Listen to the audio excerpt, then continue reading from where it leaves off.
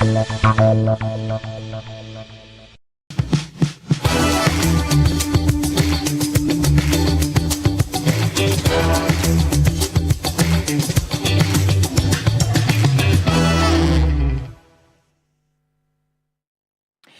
health sector has been plagued by myriads of challenges, from infrastructure to equipment to personnel, and the real elephant in the room, real financing or financial investment in it. Many who are seen as well-to-do prefer to seek medical care outside of the country because they think that there are better resources there, and when push comes to shove, perhaps emergency situations, the systems in Ghana may not be able to take care of them. Governments have come and gone, and many have come with various policies to try to improve the system. But it seems those policies have fallen short of what is actually needed to transform the health sector. So with President Mahama bringing in the Mahama Cares initiative, the question is whether or not this is one of the policies that will come and go, or one that would put Ghana a step forward and help us be on the path that we need to be on. Hello, good evening, and welcome to Agenda. My name is Beatrice Adu, and tonight we're going to delve into this Mahama Cares initiative that is supposed to be helping our health system and change the narratives, perhaps. I do have on the panel with me Dr. Sebastian Sandare. He's the Vice Chair of Parliament Health Committee. Good evening to you, Doc. Thank you for joining us on Agenda tonight. It's my pleasure. I also do have with us Dr. Labra Musa. He's the National Coordinator of the Ghana Non-Communicable Diseases Alliance. Doc, it's great to have you as well. Good evening to you. Evening. I do have our video call with us, Dr. David Tinkwan Chum. He is the General Secretary of the Ghana Registered Nurses and Midwives Association. He joins us via video call. Doc, if you can hear us, thank you. Good evening. Thank you for joining us. Good evening, and good evening to you and your listeners and your viewers as well. Of course, last but not the least, I have Dr. Evans Otieku. He's health economist, University of Ghana. He also joins us via video call as well. Doc, thank you for joining us, and good evening to you. Good evening, and good evening to your teaming listeners. Great. I want to start with you, Dr. Sandare. You're the Vice Chair of Parliament Select Committee, like I just said. And I do know that the House passed the Ghana Medical Trust Fund, or what we normally call the Mahama Cares, exactly a week ago. I want to find out from you, what are the components of this fund or trust fund, aside from the fact that it's going to take care of chronic diseases that are not currently covered by the NHIS, and of course, if you read through as well, dealing with a bit of infrastructure? Yeah, thank you very much, and I say good evening to all viewers, especially my constituents, the good people of Dafiama, Busie Issa constituency, who are, watching me live. Thank you very much. I will take it from the genesis of it. I mean, we all know that the medical, trust fund bill is a result of a bold, campaign promise by the NDC, by His Excellency John Dramani Mahama, who understands the healthcare needs or the health problems of this country. So the bold promise was made that when he wins power, one of the very initiatives he would take to address the healthcare needs of the people of this country, especially non-communicable diseases, would be to establish a trust fund, now called the Medical, Trust Fund, which will address, issues of non-communicable disease, the complications of those issues that are beyond the reach of the National Health Insurance. Because before this bill, we've all been witnesses to issues of people with chronic kidney failures who do not have the means to access dialysis and other medications of specialized care and other cancers, diabetes, and so on. So thank God, as we speak, the bill was passed somewhere, I think the 22nd of this month by Parliament, which, is good news for all of us. And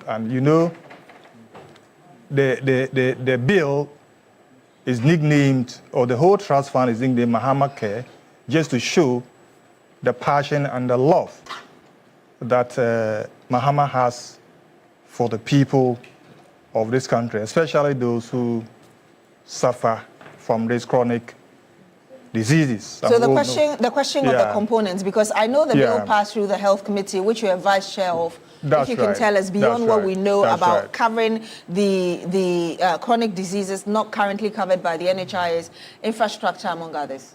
Basically, the bill has, or the building blocks of it, has the objective. What is the whole bill or this trust fund about? And basically, the object is to mobilize money and resources that will take care of these people with chronic, non-communicable diseases like I have mentioned.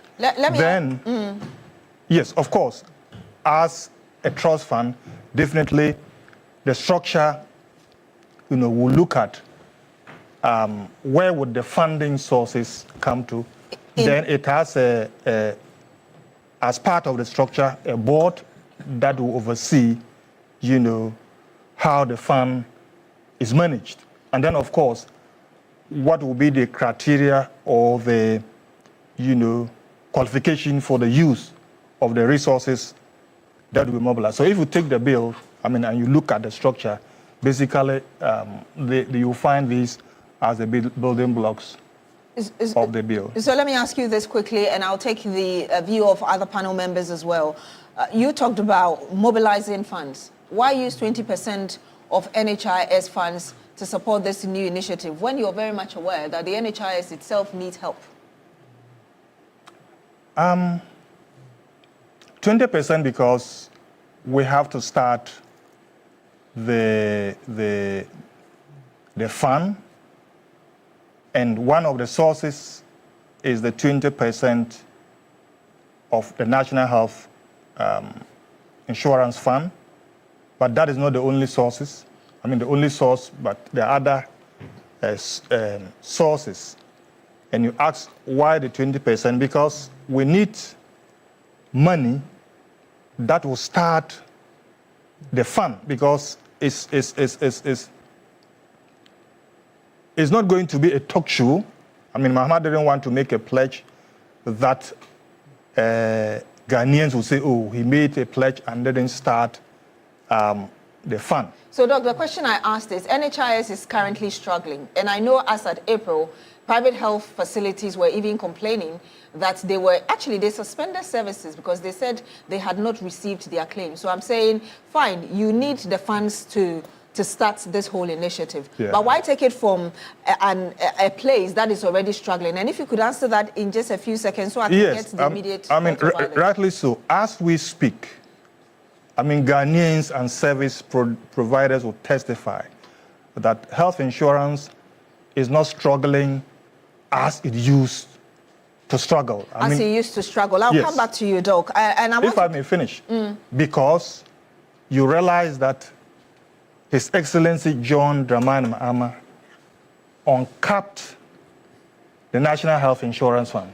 It used to be capped, and monies for that, we didn't know where the money went to.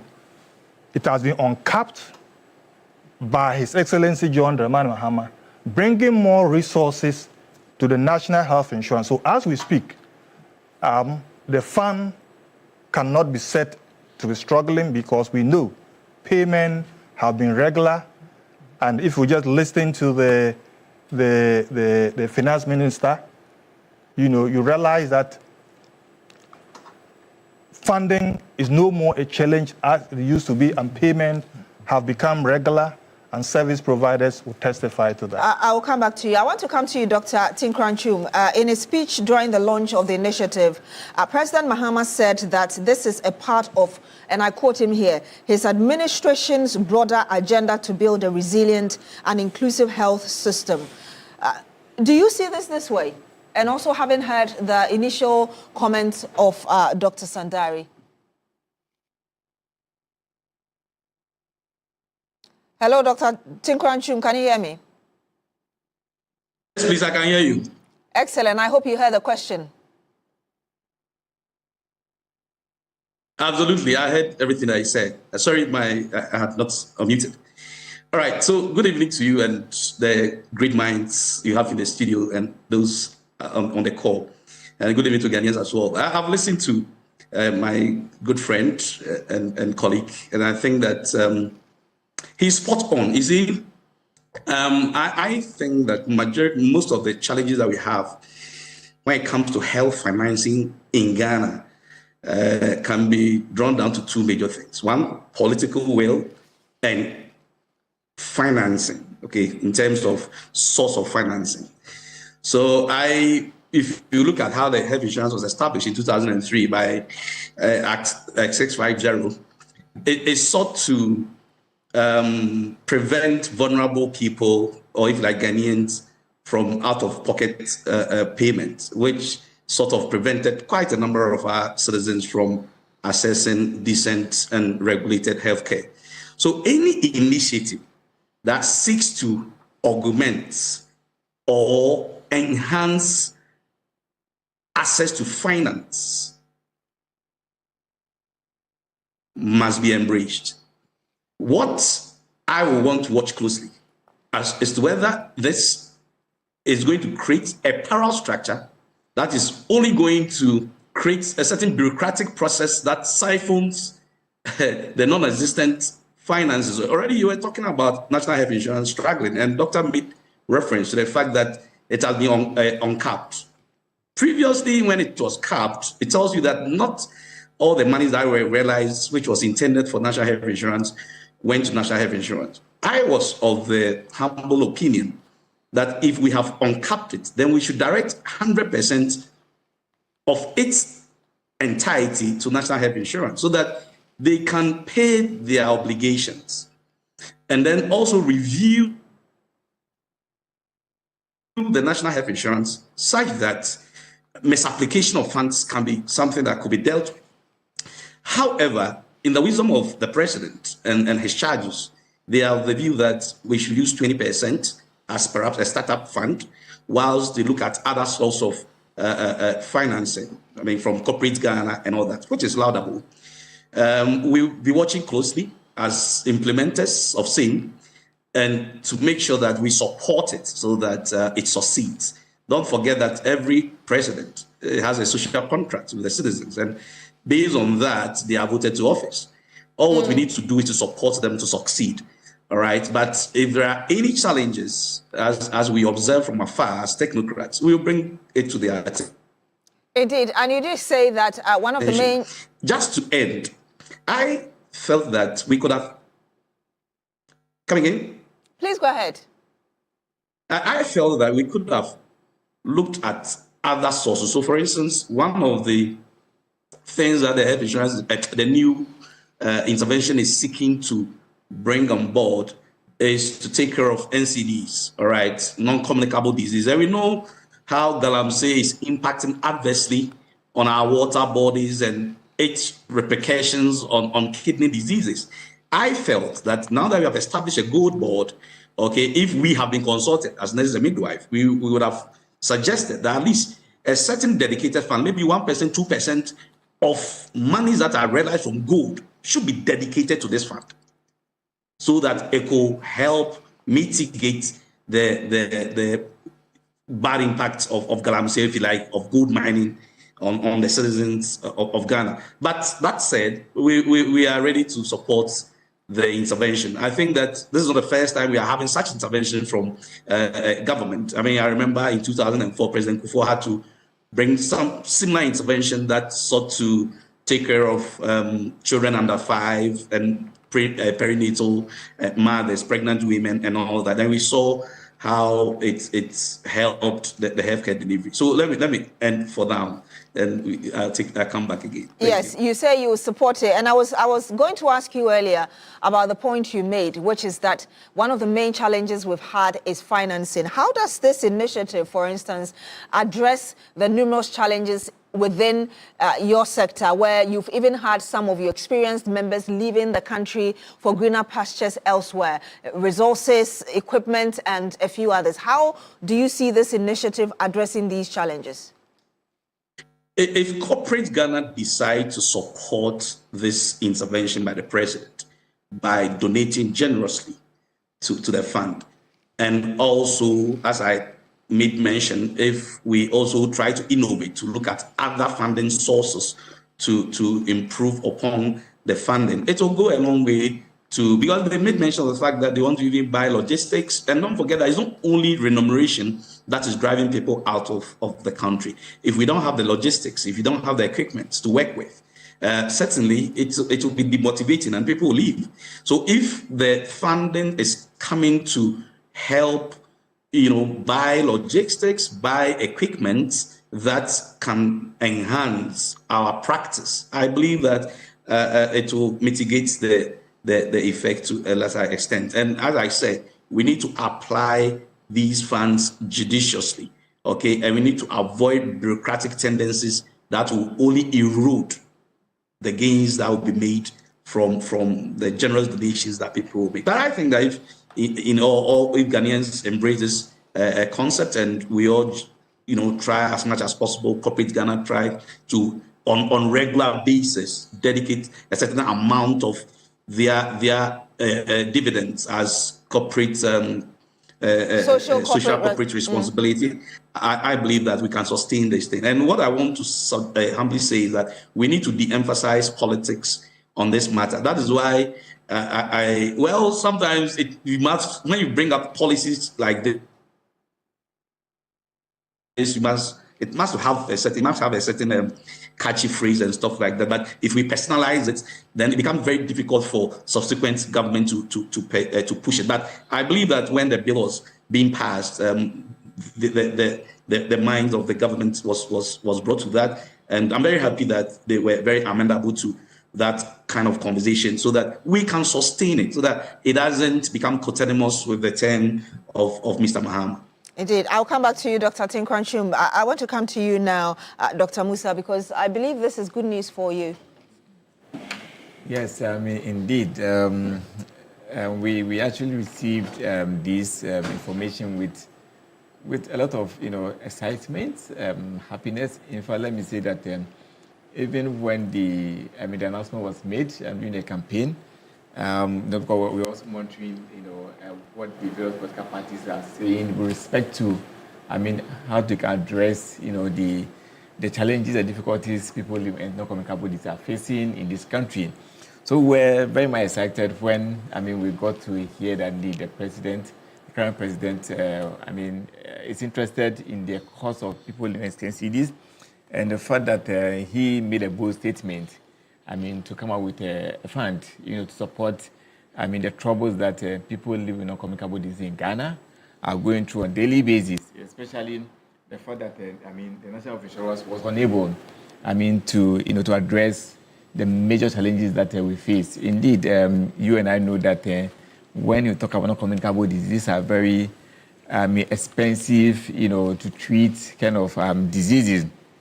So we're happy when the president made that call, and indeed, when he assumed the office, he didn't relent. He translated in the promise into action, and that also was something that we also felt that was commendable.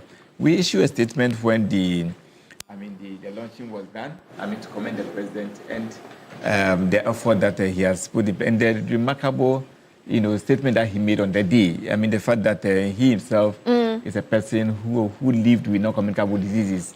And when we say live non-communicable diseases, it's not necessarily you having the disease, But Doc, I want you to hold on. I'll come back to you. I want to get the quick thought of our economist, Dr. Evans Otieku. Doc, if you can hear me, the question I want to ask you is really how stable financially this is.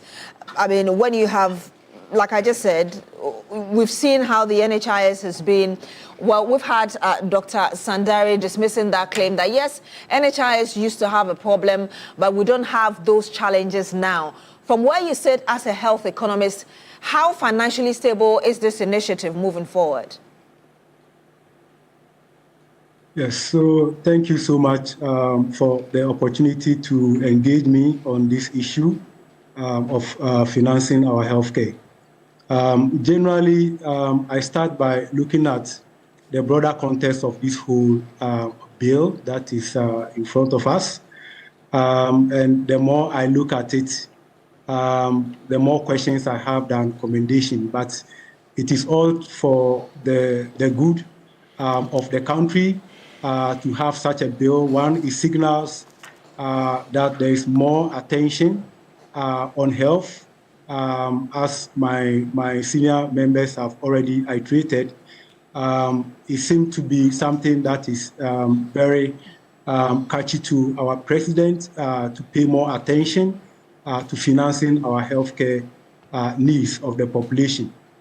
It also, for me, suggests that there is also some deliberate attempt to sort of increase funding for our healthcare system. As you know, without money, is basically the lifeblood of the health system.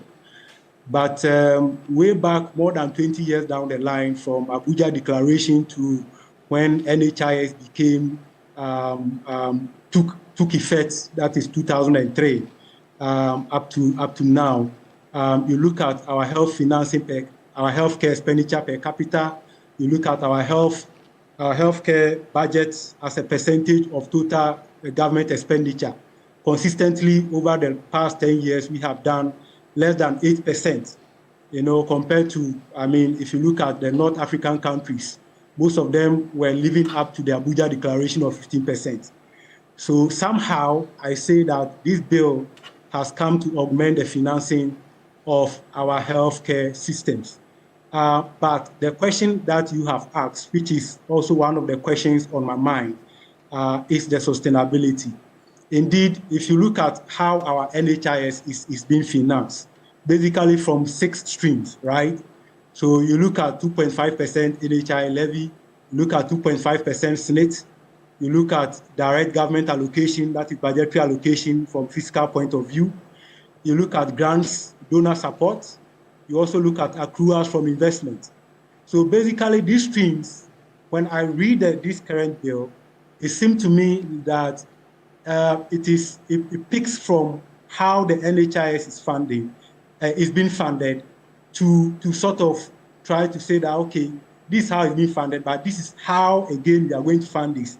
And there is some cutting of these measures. So, for example, the grants that goes to fund NHIS, okay, and now we are saying that we also expect, beside the 20% of the NHIS funding, we expect some grants to go to fund this Mahama cares that we've been asked not to say Mahama care because we are looking at long term, beyond Mahama's tenure, it goes beyond that, how to sustain it.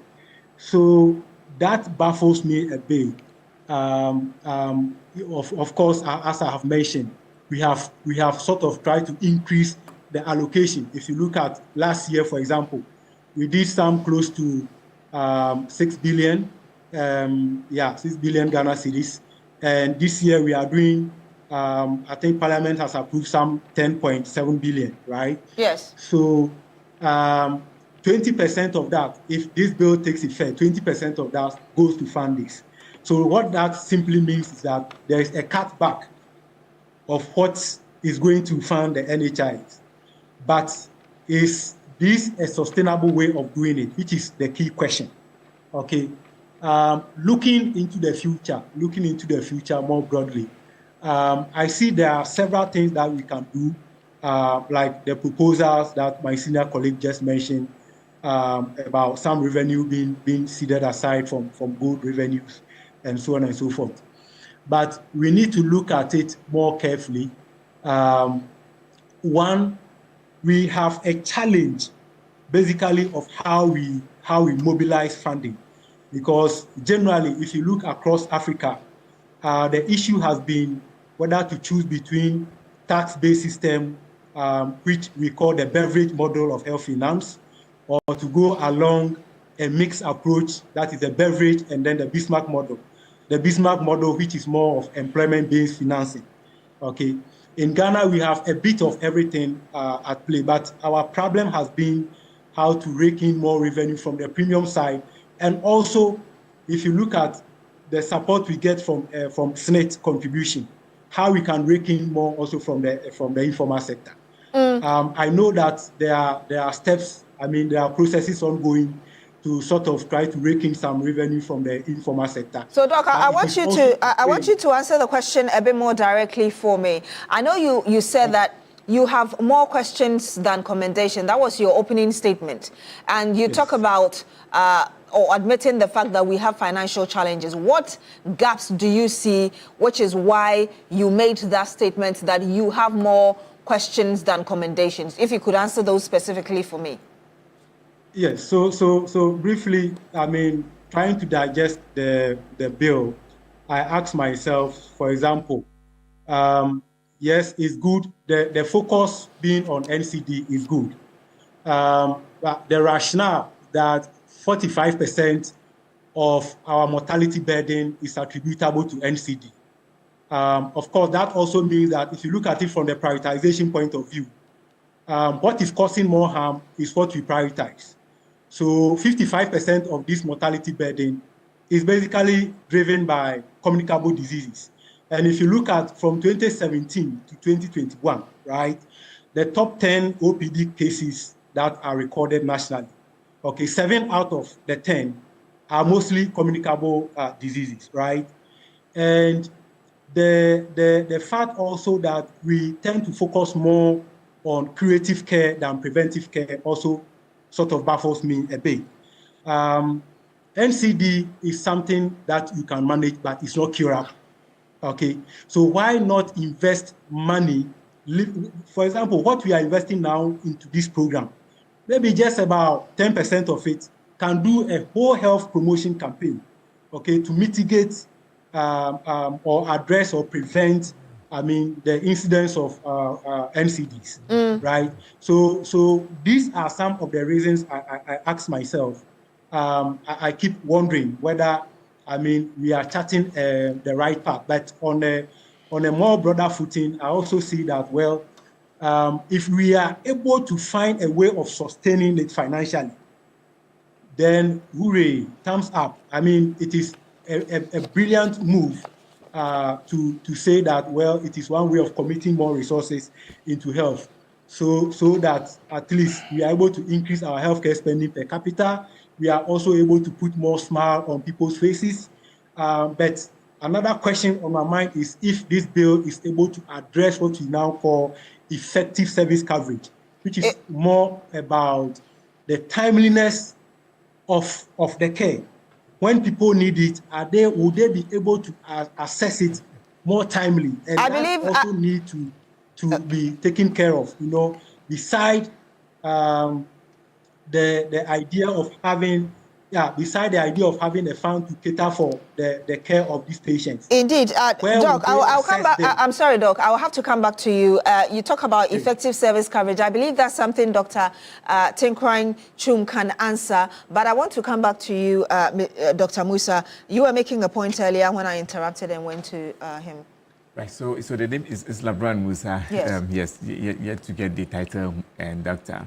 Right. So the point that I agree with the point that he made in terms of some of the issues that he spoke about. Indeed, one of the issues that we actually also having has to do with the fact that the issue about health promotion, which practically missing in the Ghana Medical Trust Fund. But I think there was some explanation that were given the fact that government currently was working around the free primary health care. which will have a component of, scaling up, health promotional activities, to reduce, so once the Mahama Care is there to support the creative aspect, we'll have aspect that will, dealing, strategically on health promotion across the country. I know, some discussions are ongoing on that, though we are yet to be consulted on that to see how we can contribute our quota. But of course, in terms of sustaining it, as people live with non-communicable disease, we also feel that sustaining the Mahama Care is something that we are also very much interested in. Now, and it has come up, practically many times. One of the things that we were not so much happy about is the funding source. And the fact that the source, is too open, to the extent that when we talk about corporate Ghana, just as one of the panelists mentioned, corporate Ghana means anybody at all can contribute into the fund. But we are talking about non-communicable diseases, and these diseases are driven by certain activities, by commercial actors. So we were of the view that if there is some kind of limitation or measure to reduce the extent of, industry involvement or industry influence in the adequate in investing into the fund, that will be more appropriate because globally, industries are being commercial actors who are fueling the kind of problem that we are having currently. Their activities are being tamed or reduced to a large extent, just so they don't continue to fuel the problem that we're having. And the solution for us, is the fact that why don't we look at, taxing on healthy commodities? Of course, let me say that Ghana in 2023, there were some taxes, and thanks to our members of parliament. You mean cigarettes, alcohol, and the rest? Tobacco, alcohol, sugar, and sweetened beverages, taxes have been put on them. And we are told that Ghana is currently generating huge amount of revenue. And one of the proposals we're making is that why, can't, Ghana, the government also look at, earmarking at least a percentage of that huge amount of money that the GRA is currently realizing from, they said that will be more sustainable, and to add on to the other funding that's coming. For us, the 20% that is being allocated, we have no problem with it because indeed it's going to reduce the burden. In fact, for far too long, people living with chronic conditions, have been left on their own, and families are struggling. The mortality is increasing on a daily basis. In fact, the 45% that we are seeing, I think that it's even more than that, and the fact that currently, if you look at the number of cases that go to the hospital on a daily basis, in fact, it is rising. And if you're not very careful, it will overtake communicable diseases. So the point is that there are many things that we can do. That's why I agree with him on the issue about health promotion. It is very, very critical and very, very important that government needs to roll out a lot of, a lot of promotional activities, including screening, including awareness creation on these, the effect of consuming these harm commodities. Because the more we consume them, the more our disease burden, increases. The more our disease burden increases. I'll come back to you, and I would come back as well to you very quickly, Dr. Sandare, but I want to get the quick response of Dr. David Tinkwan-Chum. I'm sure you heard Dr. Oteku there mention that, yes, we can get the financing, but we also need the workers in that sector to meet the standard, as it were, and he used the expression of effective service coverage. How do you see your members fulfilling this bit as the financial burden bit is also tackled by the government? All right, thank you very much. I think I agree with largely what he said. What is important, and as I've told you, is that as technocrats, we will ready ourselves because we are going to implement the whole policy initiative, right? And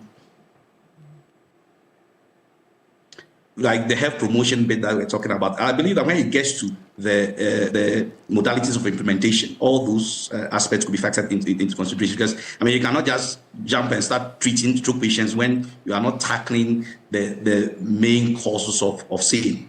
All right. So I believe that when it gets to the implementation, we will look at that. But as carers or as service delivery officers, as frontline officers, we are very much ready to support the initiative. I have said that it's a very good initiative.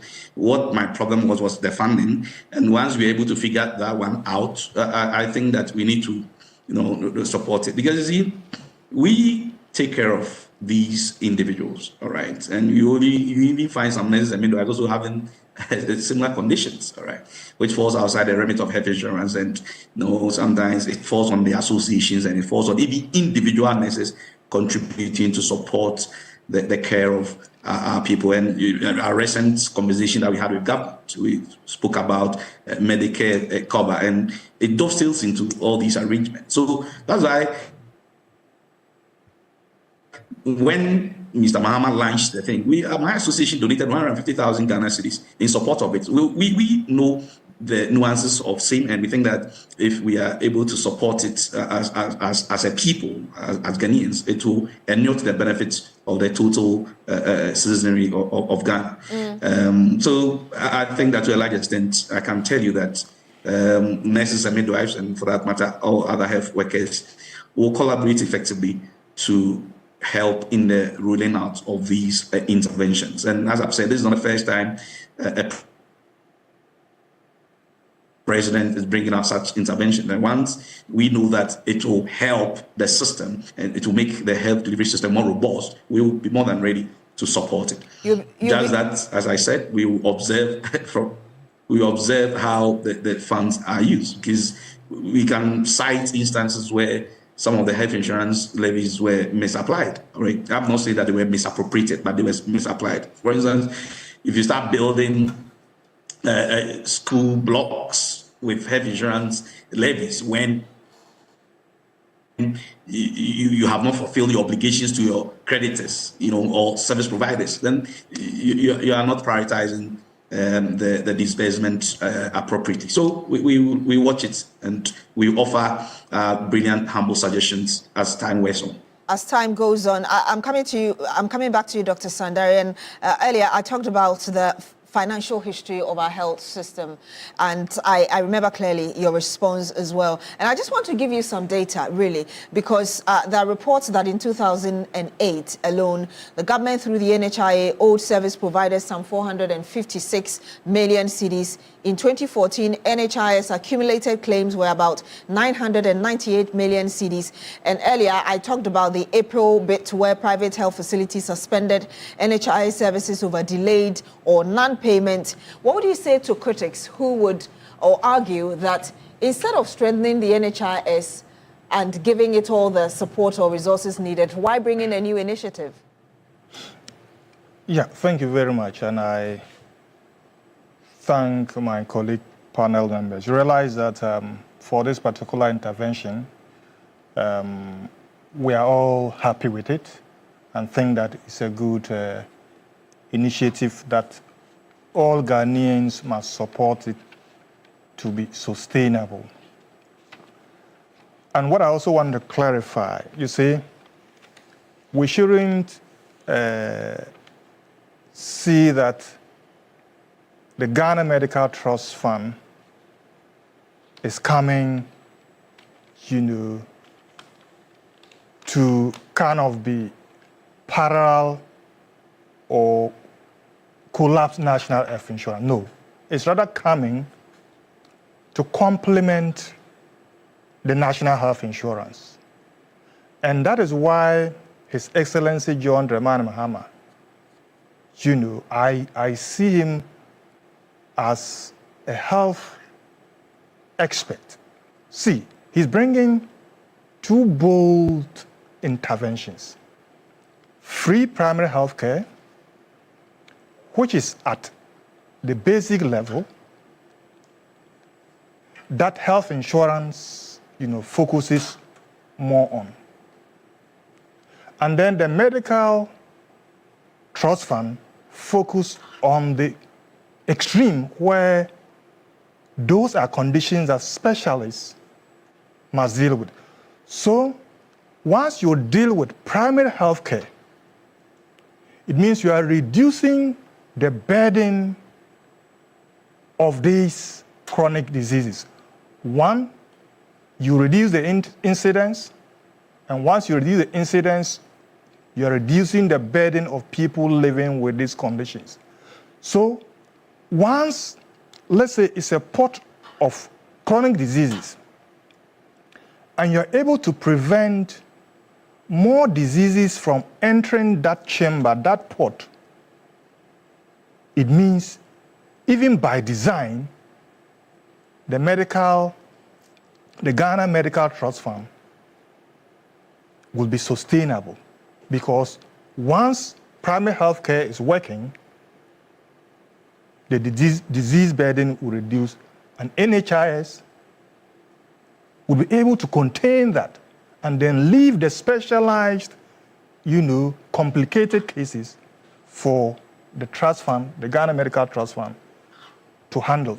So my focus or appeal, if all of us want the Ghana Medical Trust Fund to be sustainable, then we should all focus on how we support Mahama's intervention of free primary health care.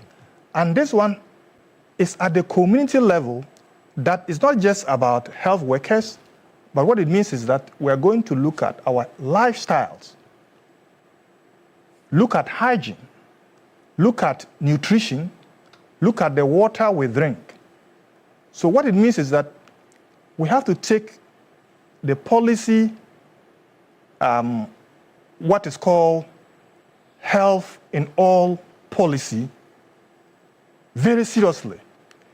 Meaning that whatever policy that we are taking as a country, you must look at health in it.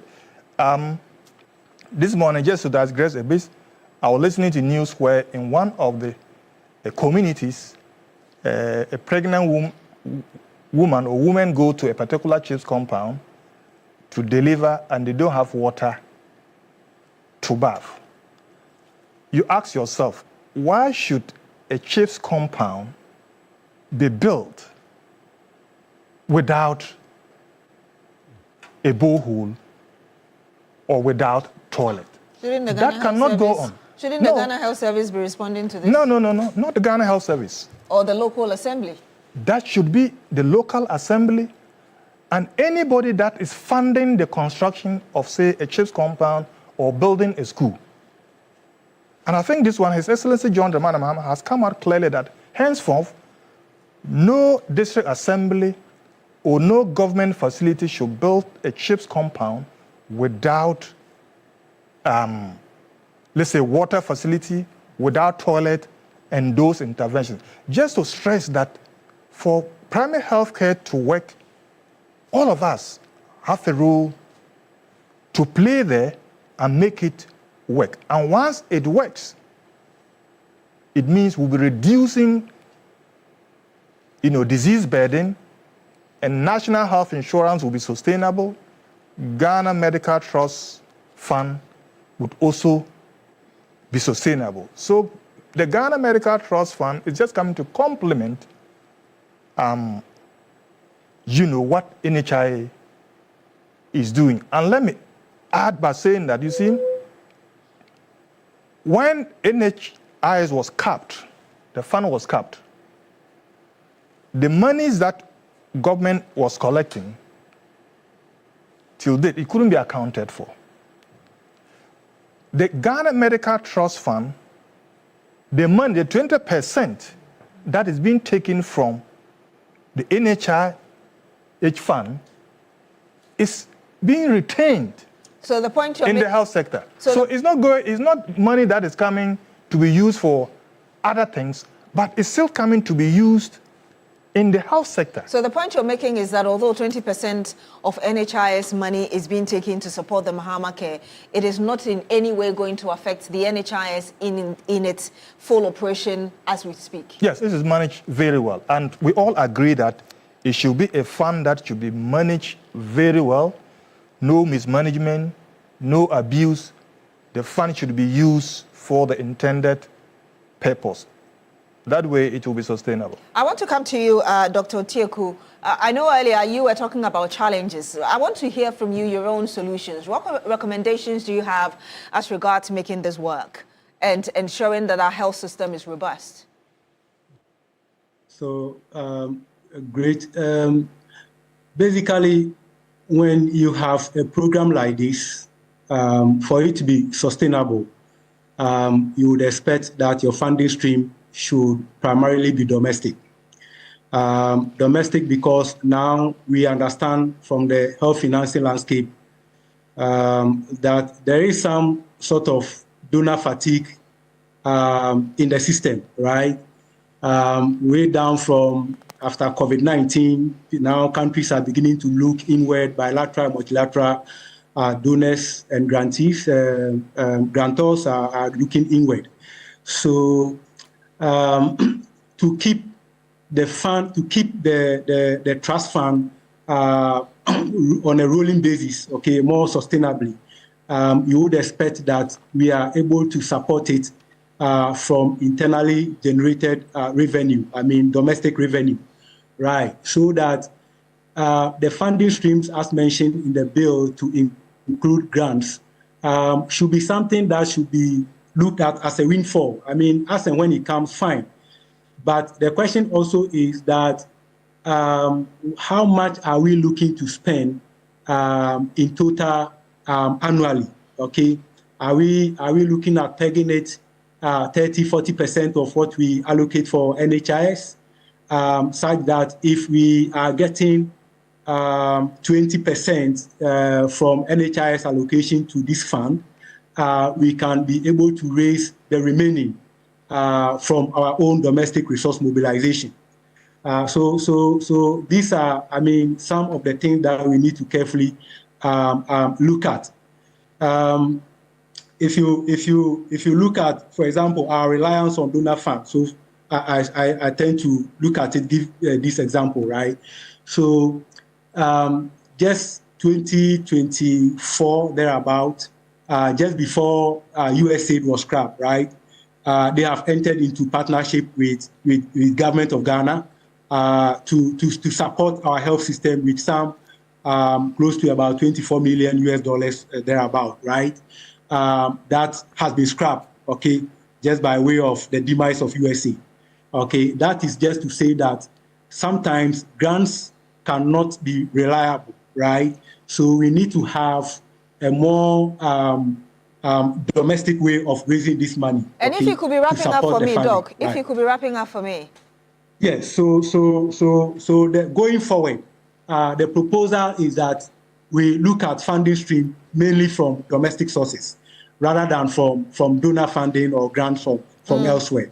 Otherwise, we are not able to keep up with the demand, right? Indeed, otherwise we'll not be able to keep up with the demand. And I'm going to come to you very shortly, Mr. Labram Musa, but I want to read some of your comments back to you.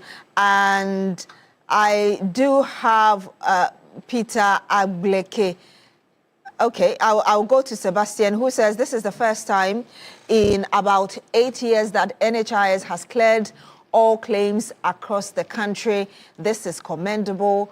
Also, Nelson says, watching you live from Lambusier, great one. That's referring to the Member of Parliament, Honorable in studio here.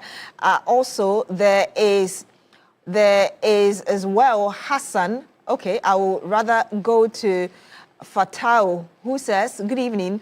I'm watching you from Tingoli TV3. You do all. And then I'll read this one before I come to you, Doc.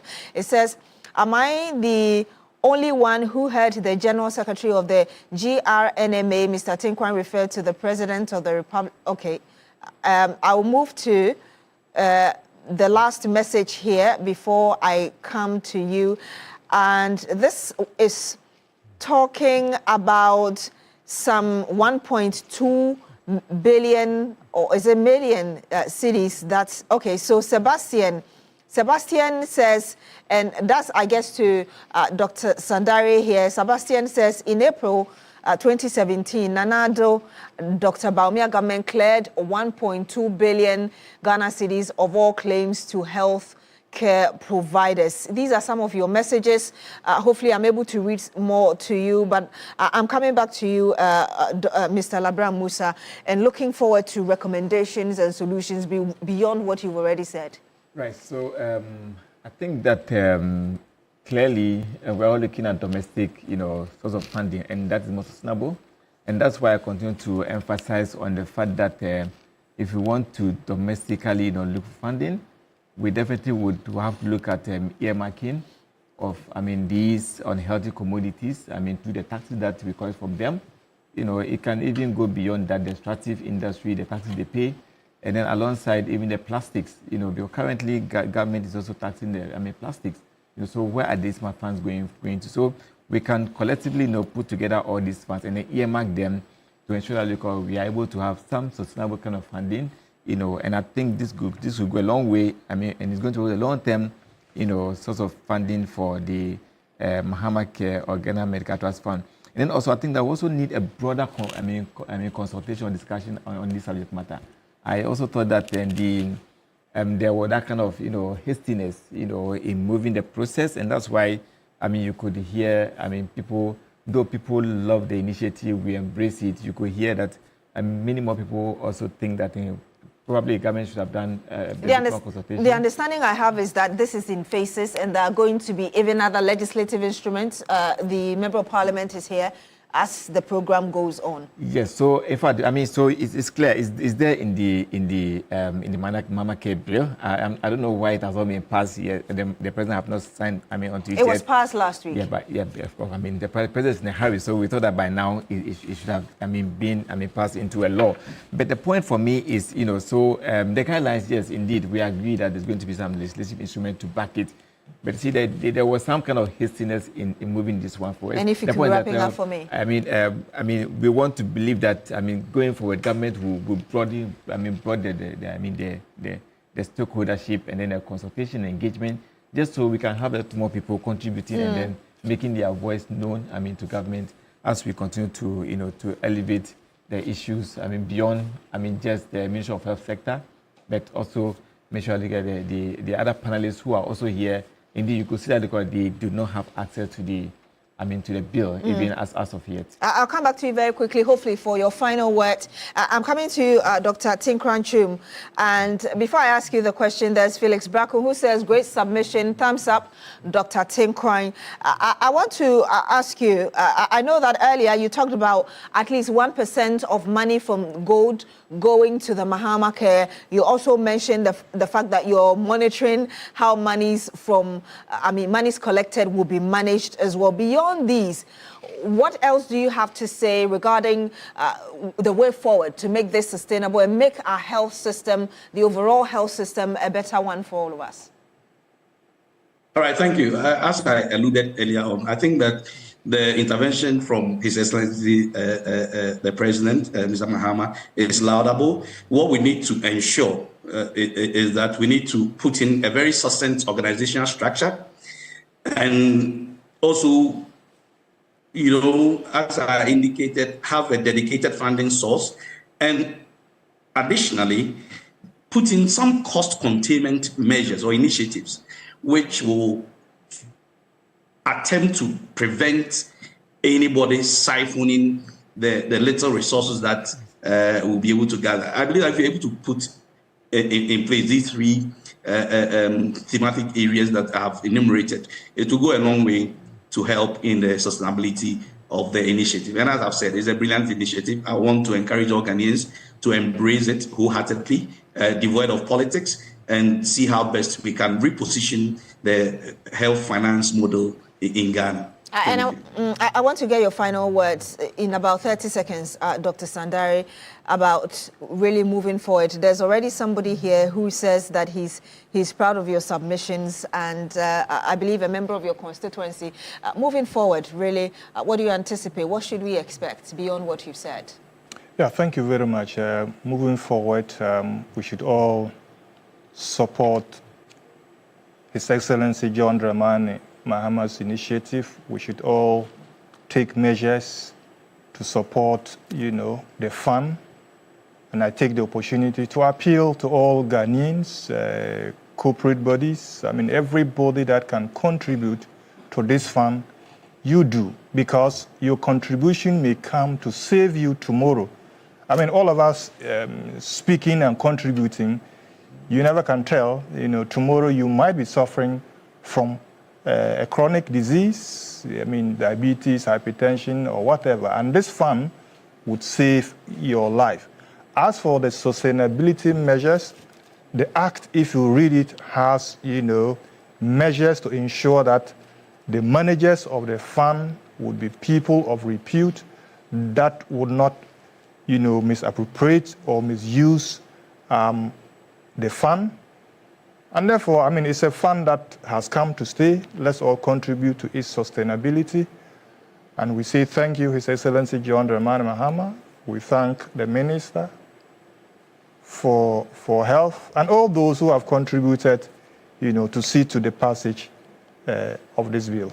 We'll have to end it here with you. Unfortunately, Dr. Sebastian Sandari, Vice Chair, Parliament Health Committee. Thank you very much for joining us on Agenda. Also, Mr. Labra Musa, National Coordinator of the Ghana Non-Communicable Diseases Alliance. Thank you as well for joining us on Agenda tonight. Of course, we had our video call with us, Dr. David Tenkwanchum, General Secretary of the Ghana Registered Nurses and Midwives Association, as well as Dr. Evans Sotieku, Health Economist, University of Ghana. Gentlemen, thank you so much for joining us on Agenda tonight.